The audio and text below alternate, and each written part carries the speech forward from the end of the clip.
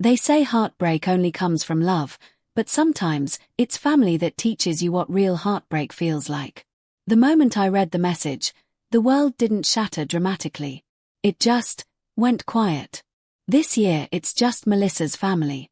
Hope you understand. The words sat on my phone screen like a bruise, small, but deep enough to ache every time I looked at them. Sunlight poured through my condo's tall windows, catching the edge of the glass vase I'd bought last week. Expensive, elegant, meaningless now. My home in Boston was everything I'd built for myself. Clean lines, muted tones, quiet proof that I'd made it.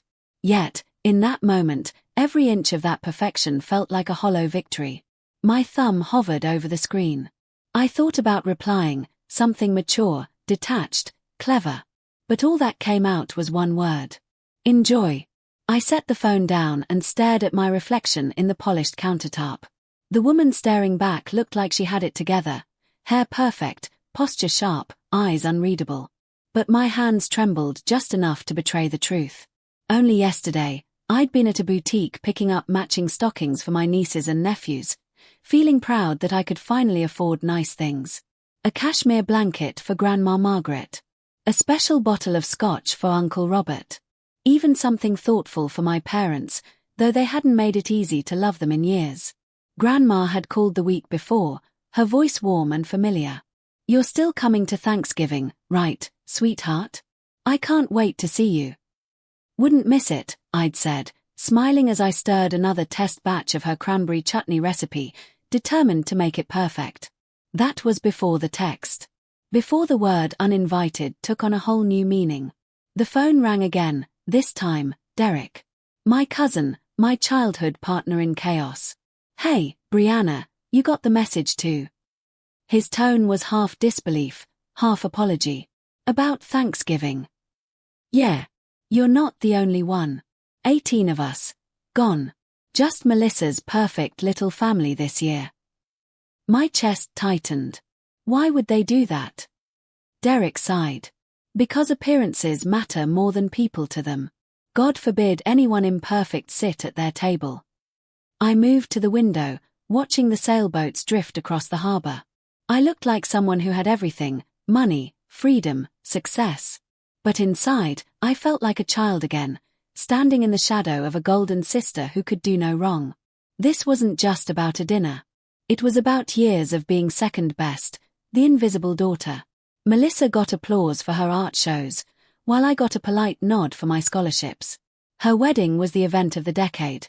My startup launch didn't even earn a text. "You still there?" Derek asked. "Yeah," I said quietly. "Just thinking." He hesitated. "We might do something at Grandma's. Small place though, too many people." I glanced at my reflection in the window again. Something inside me shifted, a slow, quiet ignition. For the first time in years, the hurt didn't make me small. It made me decide. "Actually," I said, reaching for my phone, "I might have an idea." A few minutes later, I was talking to Chef Martin, a man I'd met once at a charity gala. "Chef, it's Brianna Campbell. I'd like to host Thanksgiving dinner for 32 people. At my New Hampshire estate." There was a pause on the line. "That's quite an undertaking, Ms. Campbell." "I'm aware," I said, my voice steadying. "But I think it's time for a new tradition, one where everyone has a place." When I hung up, I didn't feel angry anymore. Just clear. They'd chosen to exclude me. Now I was choosing to rise above them. That evening, I drove to my storage unit, a place I hadn't visited in years. The air was cold, the overhead light flickered, and the smell of cardboard and dust hit me like memory itself. Rows of boxes waited with labels in my handwriting. High school, college, family photos. I opened one and sat on the concrete floor, the cold seeping through my jeans. Inside were photos that told the story I'd been pretending didn't exist. Melissa at the center, radiant. Me, somewhere off to the side, cropped, half visible. Mom's voice echoed in my mind, "You moved right when I clicked." I hadn't. I just didn't fit the frame. Next came the Christmas album, 1995. Melissa unwrapping an art set she'd begged for. 2 pages later, me holding a winter coat, smiling like it didn't sting. Underneath the albums was my MIT acceptance letter, creased from being folded and refolded. I could still hear my father's voice that day. Computer science. That's not a real career for a girl. And my mother's quiet addition. We just worry about you, honey. Melissa's degree is more practical. I'd folded that letter back into the envelope and walked to the park alone to cry. All these years, I'd convinced myself I was over it, that success had replaced the need for approval. But as I sat surrounded by these old ghosts, I realized I never stopped hoping they'd see me. Maybe this Thanksgiving wasn't about being uninvited. Maybe it was about finally inviting myself to the life I'd earned. The next morning, Boston greeted me with a chill that cut sharper than usual. The harbor outside my window was calm, but inside me, a storm had started brewing, not of anger, but of purpose. I brewed a cup of coffee, though it sat untouched as I opened my laptop and drafted the first emails. Guest lists. Transportation arrangements. Chef Martin's catering requirements. I worked with the same precision I used when building my company, only this time, the project was personal. By noon, my assistant Olivia was on board, her voice lighting up over the phone. 32 guests. That's ambitious, even for you. Ambitious is my love language, I said, half smiling. Within an hour, she had drivers booked, fresh linens ordered, and a floral designer on standby. When I hung up, I felt something I hadn't in years, excitement. Real, trembling excitement. My phone buzzed again, and this time, it was Grandma Margaret. "Sweetheart, I heard what happened," she began, her tone caught between fury and heartbreak. "It's fine, Grandma," I said automatically. "Don't you dare say that," she snapped, her voice strong as ever. "It's not fine. It never was. They've been doing this since you were little. I should have stopped it." I blinked back unexpected tears. No one had ever said it out loud before. "I'm hosting Thanksgiving this year," I told her, my voice firmer now. "At my New Hampshire place. Everyone's invited." "Even me," she teased softly. "Especially you." Her chuckle crackled through the line. "Then I'll bring my cranberry pie, and I'll make sure everyone knows who saved Thanksgiving." By evening, word had spread through the family like wildfire. Texts, calls, and a dozen messages that made my phone light up like a Christmas tree. Derek sent a laughing voice note. "They're losing their minds, Brie. Aunt Linda called 3 people trying to guilt them into skipping your dinner. Instead, everyone's doubling down." That night, I packed my car. A few clothes, my laptop, and the boxes from the storage unit that I couldn't quite leave behind. New Hampshire was only a couple of hours away, but it felt like I was driving toward a different version of my life, one where I stopped waiting for acceptance and built my own kind of belonging. When I pulled into the long, maple-lined driveway of the estate, the house stood waiting like an unspoken promise. Tall white columns, dark shutters, and windows glowing faintly in the dusk. I'd bought it as an investment, a quiet retreat for weekends, a place I barely visited. But now, it would become something more, home. Alan, the caretaker, was already at the door when I arrived. "Evening, Ms. Campbell. Forecast says snow's coming soon. I've checked the generator just in case." "You always think ahead," I said, smiling as I stepped inside. "We'll need the place ready for about 30 guests." He raised an eyebrow but didn't comment. Alan was the kind of man who'd seen everything. "Then I'll start preparing extra rooms," he said simply. The next few hours blurred into motion. I stripped guest beds, fluffed pillows, and arranged small touches in every room. A basket of books for the kids, lavender sachets for Grandma, handmade quilts for my uncles. Every detail was deliberate, every gesture quiet proof that thoughtfulness could outshine perfection. At midnight, I stood in the grand dining room, the one with the high ceiling and the long mahogany table that gleamed under the chandelier's glow. I'd ordered 32 engraved place cards, each with a name, even the ones who never made space for mine. I traced my fingers over my own card, set neatly at the head of the table. For the first time, I realized this wasn't just about proving anything. It was about reclaiming the version of me that had always been waiting at the edge of the frame. Then my phone buzzed again, a message from my mother. You're embarrassing the family with this spectacle. People are talking. The irony nearly made me laugh. After excluding me, now she cared about appearances. I placed the phone face down on the table and whispered to no one, "Let them talk." Outside, the wind picked up, rattling the windows softly. Inside, I stood beneath the warm light of my own home, uninvited by them, but finally, completely, invited by myself. By the time morning light spilled over the frozen fields of New Hampshire, my estate was alive with movement. Delivery vans lined the drive, workers carried crates of crystal glassware and polished silver, and the smell of fresh herbs drifted from the kitchen. For once, the chaos wasn't stress, it was purpose. Chef Martin arrived early, sleeves rolled up, assessing the kitchen like a general preparing for battle. "You weren't exaggerating," he said, glancing at the menu. "You really are feeding an army." "Family," I corrected with a faint smile. "Even the parts that forgot I existed." He chuckled softly. "Then let's make them remember." Throughout the morning, I moved from room to room, directing florists, adjusting table linens, and greeting early arrivals. The air was charged with a sense of anticipation, the quiet thrill of something bigger than resentment, something almost joyful. By noon, Grandma Margaret's car pulled up. Alan hurried to open her door, but she waved him off with a grin. "Still got it," she said, stepping out carefully. Her eyes scanned the house. "Well, I'll be damned, Brianna. This place looks like something out of a magazine. Just wait until you see the dining room." When she stepped inside, her breath caught.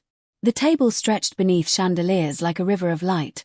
32 seats, each with a personalized card and linen napkin folded into an elegant fan. Candles flickered against the windows, their glow reflecting in the silverware. It wasn't just a dinner setting, it was a declaration. She reached for my hand. "Your parents have no idea what they've started, do they?" "Not yet," I said. "But they will." The first snowflakes began to fall that afternoon, gentle and slow, dusting the bare trees in white. Guests started arriving one by one, cousins, aunts, uncles, kids in puffy jackets shouting as they ran through the entryway. Laughter filled the house in a way that made the walls feel alive again. When Derek arrived, he gave me a half hug, half shake. "You did it," he said. "They're all here. Every single one of us who got cut. Then let's make it count." As twilight descended, the house glowed from within. The scent of roasted turkey, sage, and cranberry filled every corner. Soft jazz played from the speakers while the younger kids sat cross-legged by the fireplace, faces illuminated by firelight. Just before dinner, I stepped into the grand hallway to take a breath. My phone buzzed again. A notification, Melissa's latest post. Asterisk, so blessed to celebrate with true family this year. The ones who matter most.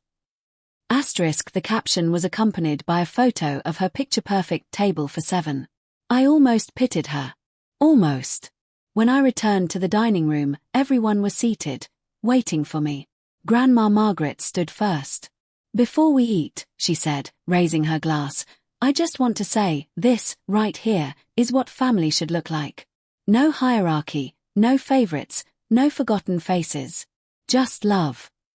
Glasses clinked, voices murmured agreement, and for the first time in years, I felt full, before a single bite was taken.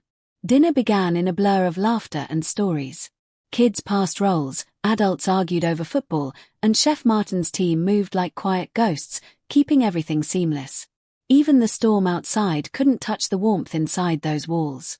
But then, just as Uncle Robert stood to make a toast, the lights flickered once, twice, and went out completely. Gasps rippled through the room. Alan's voice called from the hallway.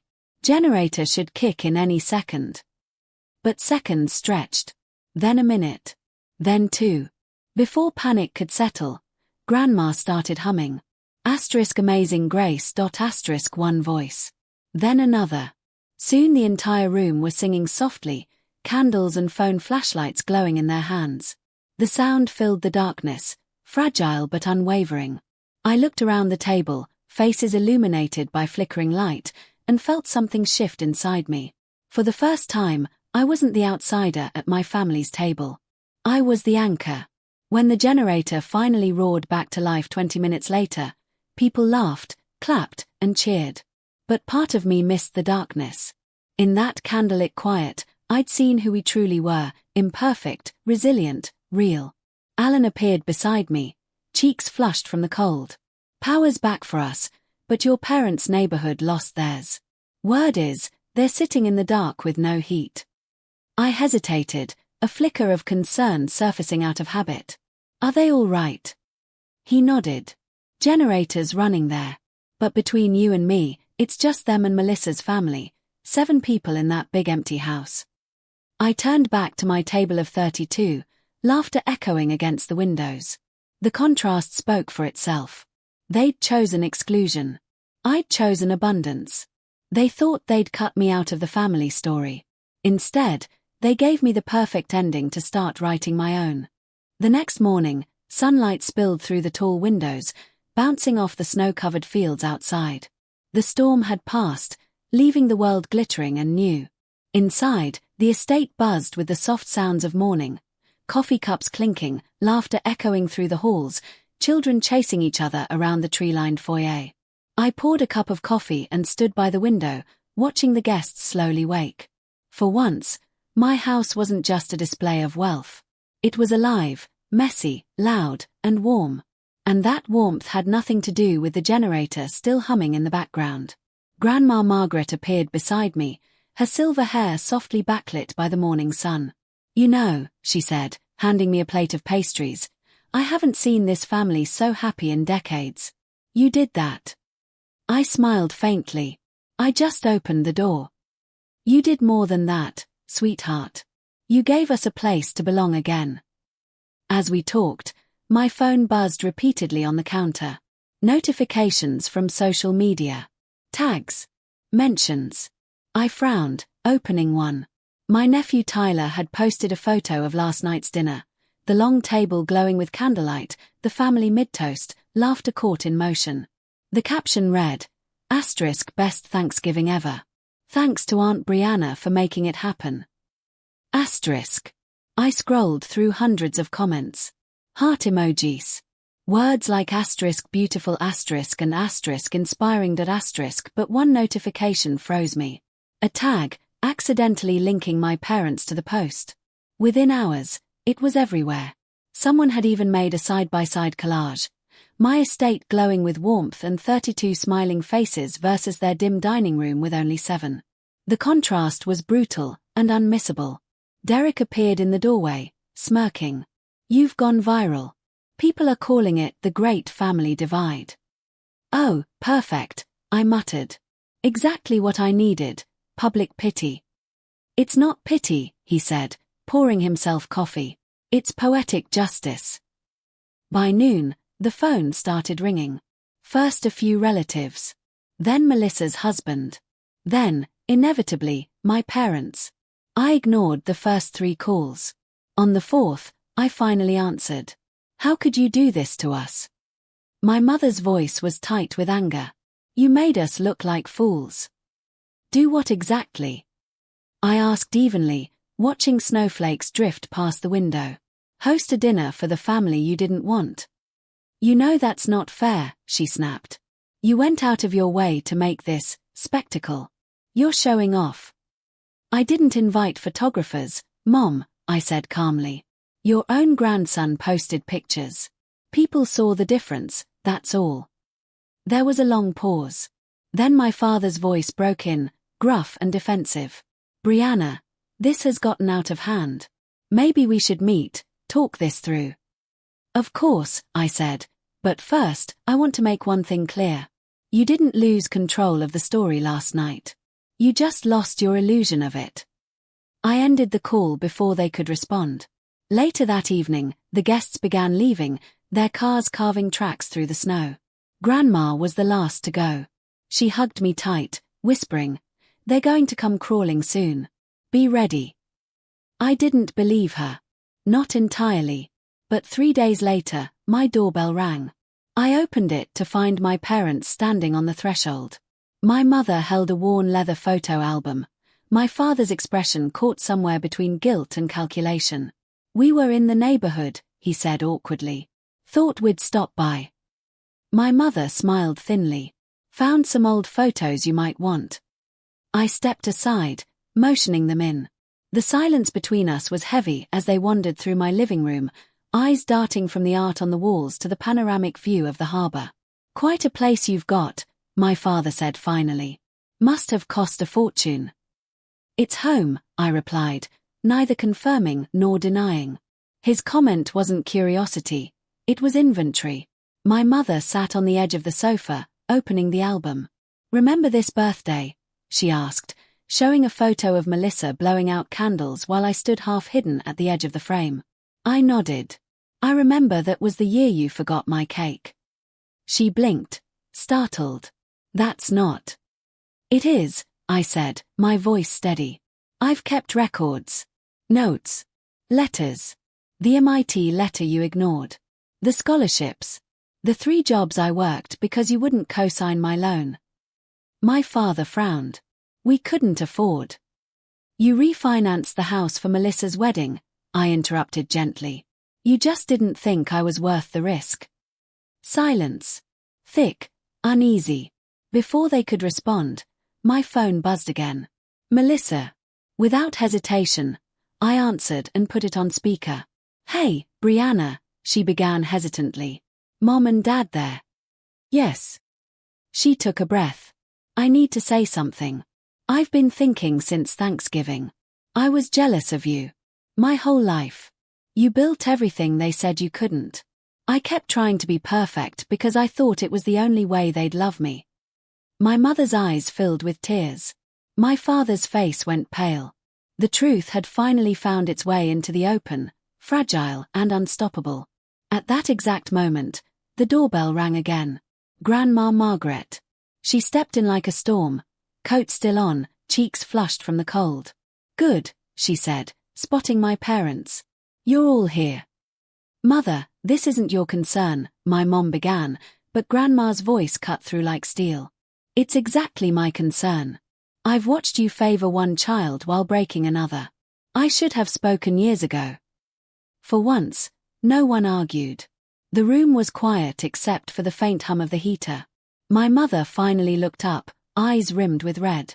I didn't see it, she whispered. I thought I was being fair.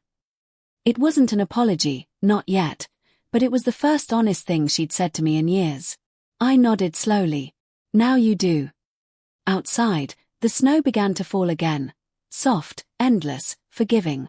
Christmas came faster than I expected. The snow from Thanksgiving still clung to the ground, sparkling under the pale December sun. I'd spent the last few weeks navigating a strange new rhythm. Tentative calls from my parents, long, healing conversations with Melissa, and daily check-ins from Grandma Margaret, who had somehow turned into my fiercest ally. The New Hampshire estate had never felt more alive. I'd decorated it simply but beautifully, garlands across the banisters, candles in every window, and a tree so tall it brushed the ceiling of the great room. The house didn't just look festive, it felt hopeful, like it was waiting for something to be mended. That morning, as I arranged place settings for Christmas dinner, I caught myself humming. It struck me then how strange peace can feel when you're used to chaos. My phone buzzed with a message from Melissa. *, we're on our way. Mom made her casserole. Dad even helped. *. I smiled. Maybe miracles did happen. When the cars pulled into the drive an hour later, I stood at the door to greet them.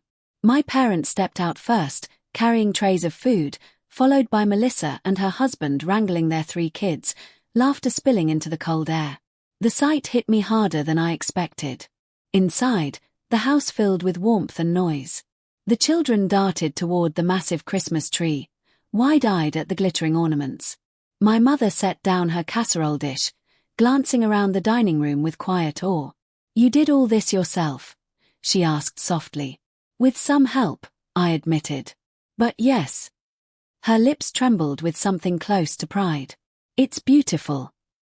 For a while, we moved around each other like dancers rediscovering an old routine, awkward, hesitant, but trying. My father offered to carve the roast. Melissa helped me with the wine. No one mentioned Thanksgiving, but the silence carried an understanding that didn't need words. When dinner began, we sat at a round table instead of the long one. No head seat. No hierarchy. Just family. Chef Martin had returned, insisting on preparing the meal as a celebration of redemption, as he'd put it. The food was extraordinary, but what filled the room wasn't flavor, it was forgiveness. Halfway through dinner, my father cleared his throat. "Before we eat dessert, I want to say something." He looked around, his usual confidence replaced with vulnerability. "We made mistakes. A lot of them. We thought love had to be earned through perfection. But watching what you built, Brianna," his voice broke. "You taught us that love is something you give freely, or it isn't love at all." I didn't cry, though I felt the lump rise in my throat. I simply reached across the table and took my mother's hand. She squeezed back, tears slipping down her cheeks. "We can't undo the past," she whispered, "but maybe we can build something better." After dinner, the kids gathered by the fireplace while Grandma Margaret told stories from when she was young. Melissa sat beside me, her head leaning lightly against my shoulder. "You know," she said quietly, "for years I thought you were lucky to be independent. Turns out, you were just surviving." I nodded. "And now we both get to live." Later, as snow began to fall outside, I stepped into the foyer and looked back at the table. Empty plates, half-drunk glasses, laughter echoing down the hall. For the first time, I felt something I hadn't in years, belonging, not because someone gave it to me, but because I created it. Grandma joined me by the door, her eyes twinkling. "You did it, sweetheart. You turned a wound into a home." "Maybe," I said, smiling. "But it wasn't just me. They had to walk through the door too." She chuckled. "True. But you built the door." Outside, the snow blanketed everything in soft white. Inside, the fire crackled and laughter swelled again. I realized that life had quietly handed me the thing I'd always wanted. Not validation, not revenge, but peace. Next Thanksgiving, I'd host again. Bigger. Warmer. Maybe even invite the neighbors. Everyone deserves a seat at a table where they're seen. As I turned off the lights that night, I looked back one last time at the flickering tree, at the house that no longer felt like armor but like shelter. For years, I'd been uninvited from their world. Now, I had built one of my own, one that was open to everyone. And for the first time, that was enough. Winter in New Hampshire lingered long after the holidays had passed. The estate sat wrapped in silence, the trees heavy with snow, the air crisp and sharp with promise. The chaos of family gatherings had faded into memory, leaving behind something softer, peace. I'd thought, for most of my life, that healing would come as a single, dramatic moment. An apology. A confession. A tearful reunion that made everything whole again. But healing, I've learned, is quieter than that. It's the morning after a storm, when the world is still, and you realize the house is still standing. It had been weeks since Christmas, and life had settled into a rhythm. My parents called every Sunday now, sometimes awkwardly, sometimes warmly. Melissa and I texted daily, trading childhood stories we used to compete over but could now laugh about. Grandma Margaret still called me her Thanksgiving hero, and every time she said it, I smiled. One evening, as snow began to fall again, I found myself walking through the dining room. The long table was empty, polished and waiting. I ran my hand over the smooth wood, remembering every laugh, every tear, every song that had echoed there. It wasn't just furniture anymore. It was proof of growth, of courage, of love earned the hard way. I opened my laptop and drafted a new email. The subject line read, *Thanksgiving 2.0, everyone's invited. This time, I meant it literally. Family, friends, neighbors, even Chef Martin and his staff. No labels, no hierarchy, just people who had chosen to show up. The way family should always have been. As I typed the names, I realized something profound. The story hadn't been about being uninvited at all. It was about learning that worth isn't granted by an invitation, it's claimed by presence. And once you recognize your own, you stop asking for a seat. You build the table instead. Outside, the snowfall thickened, blanketing the world in white. Inside, I lit a single candle on the dining table, watching its light dance in the reflection of the window. It flickered like a heartbeat. Steady, resilient, alive. I whispered to the quiet house, "Next year, we'll need more chairs." And for the first time in my life, I wasn't waiting to be included. I already belonged. The end. Thanks for watching. Subscribe and like if you like more videos like this.